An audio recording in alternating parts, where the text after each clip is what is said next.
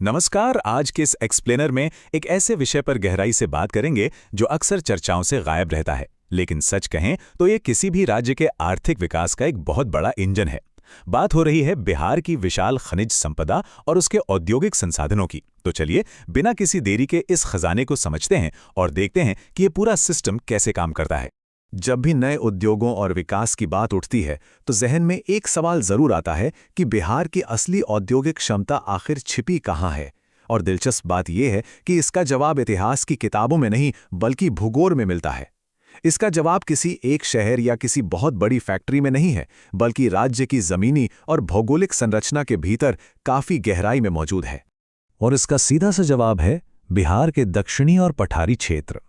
ध्यान देने वाली बात यह है कि यह कोई मामूली जमीन का टुकड़ा नहीं है, बल्कि एक विशाल और छिपा हुआ खजाना है। यहीं पर वो सारे महत्वपूर्ण संसाधन और भारी खनिज दबे हैं जो आज की हमारी इस आधुनिक दुनिया के निर्माण का एकदम बेस है। बड़ी बड़ी इमारतों से लेकर विशाल फैक्ट्रियों तक हर चीज की नींव इसी पठारी मिट्टी से निकलती है। आज की इस चर्चा को हम मुख्य रूप से 4 हिस्सों में बांटेंगे। पहला, बुनियादी निर्माण खनिज। दूसरा, इलेक्ट्रॉनिक्स और तकनीकी खनिज। तीसरा, विनिर्माण यानी मैन्युफैक्चरिंग से जुड़े खनिज। और अंत में देखेंगे कि ये सब कैसे आर्थिक विकास का इंजन बनते हैं। तो शुरुआत करते हैं पहले हिस्से से, यानी बुनियादी निर्माण खनिज, जो असल में हमारे भविष्य का निर्माण करते हैं। अब यहाँ एक बहुत ही रोचक चीज देखने को मिलती है। चूना पत्थर यानी लाइमस्टोन और डोलोमाइट, ये दोनों ही मुख्य रूप से रोहतास और कैमूर जिलों में पाए जाते हैं, लेकिन इनके औद्योगिक रास्ते बिल्कुल अलग अलग दिशाओं में जाते हैं। चूना पत्थर सीधे तौर पर सीमेंट, भवन निर्माण और लोहे को शुद्ध करने का मुख्य आधार है। वहीं दूसरी तरफ डोलोमाइट भारी लोहा और इस्पात उद्योग के साथ साथ कांच निर्माण को शक्ति देता है। मतलब दोनों का उद्गम क्षेत्र लगभग एक ही है, लेकिन दोनों के काम औद्योगिक रूप से एकदम अलग और बेहद महत्वपूर्ण हैं। भारी निर्माण की इसी कड़ी में एक और नाम आता है सिलिका बालू। पटना, भोजपुर और सारण जिलों में पाए जाने वाला ये खनिज कांच बनाने के लिए बहुत ही ज्यादा जरूरी है। इसके बिना कांच उद्योग की तो कल्पना ही नहीं की जा सकती। साथ ही ये सीमेंट और फाउंड्री यानी ढलाई के काम में भी रीढ़ की हड्डी साबित होता है। एक तरह से कहा जाए तो ये खनिज हमारे बुनियादी ढांचे को एक अलग ही लेवल की मजबूती और स्थिरता देता है। चलिए अब आगे बढ़ते हैं दूसरे हिस्से की तरफ, इलेक्ट्रॉनिक्स और तकनीकी खनिज, जो आज की आधुनिक दुनिया को शक्ति देते हैं। ये सच में सोचने वाली बात है कि गया और नवादा की मिट्टी के भीतर से ऐसा कौन सा जरूरी संसाधन निकलता है जो पूरे इलेक्ट्रॉनिक्स उद्योग को इतने सुरक्षित रूप से चलाता है। हमारे आधुनिक स्मार्टफोन, कंप्यूटर और महंगे उपकरण आखिर किस खनिज की बदौलत बिना ओवरहीट हुए एकदम सेफ तरीके से काम कर पाते हैं? इसका बिल्कुल सटीक जवाब है अभ्रक यानी माइका। गया, नवादा और जमुई में मिलने वाला यह खनिज बिजली का कुचालक है, लेकिन इसकी असली सुपर पावर है इसकी अत्यधिक गर्मी को सहने की क्षमता। और बिल्कुल यही वजह है कि यह स्मार्टफोन्स और कंप्यूटर के पार्ट्स में एक शानदार हीट शील्ड का काम करता है। एक दिलचस्प फैक्ट ये भी है कि इसका इस्तेमाल कॉस्मेटिक्स और मेकअप उत्पादों में चमक लाने के लिए भी किया जाता है। सच कहें तो अभ्रक के बिना सुरक्षित इलेक्ट्रॉनिक्स के बारे में सोचना भी बहुत मुश्किल है।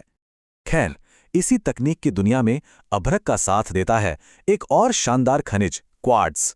और मजेदार बात यह है कि क्वार्ट्ज भी ठीक उन्हीं जिलों से आता है, गया, नवादा और जमुई। ये खनिज कांच उद्योग, स्मार्ट घड़ियों और कई तरह की सजावटी वस्तुओं की एकदम जान है। ये देखकर हैरानी होती है कि ये दोनों खनिज एक ही भौगोलिक क्षेत्र से निकलकर तकनीक और सजावट दोनों ही उद्योगों को पूरी दुनिया में कितना मजबूत बना रहे हैं। अब आते हैं अपने तीसरे भाग पर, विनिर्माण और औद्योगिक खनिज, यानी वो चीजें जो असल में निर्माता हैं।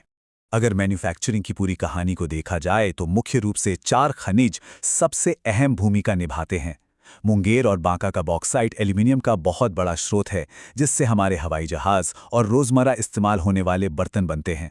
फिर आता है फेल्ड्स्पार, जो गया और नवादा से मिलता है, और ये हमारे घरों की सिरेमिक टाइल्स और कांच उद्योग को आकार देता है। इसके अलावा भागलपुर और मुंगेर का कायोलिन, जिसे हम चीनी मिट्टी भी कहते हैं, सिरेमिक के साथ साथ कागज, रबर और पेंट उद्योग में बहुत जरूरी है। और आखिर में रोहतास और कैमूर का पाइराइट पूरे रासायनिक उद्योग और सल्फ्यूरिक अम्ल के लिए बेहद अहम है।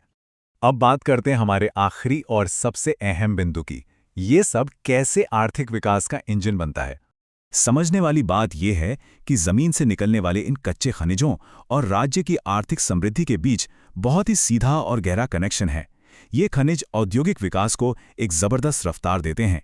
जब उद्योग बढ़ेंगे तो जाहिर है रोजगार के अनगिनत नए अवसर भी पैदा होंगे और इसका सीधा असर होता है राज्य की कुल आय में एक भारी वृद्धि के रूप में।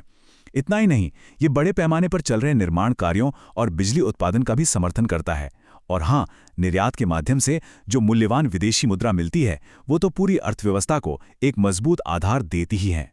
तो अगर इस पूरी तस्वीर को एक साथ रखकर देखा जाए तो एक बात बिल्कुल साफ हो जाती है कि औद्योगिक उन्नति के असली लीडर ये 4 खनिज हैं: चूना पत्थर, अभ्रक, डोलोमाइट और बॉक्साइट।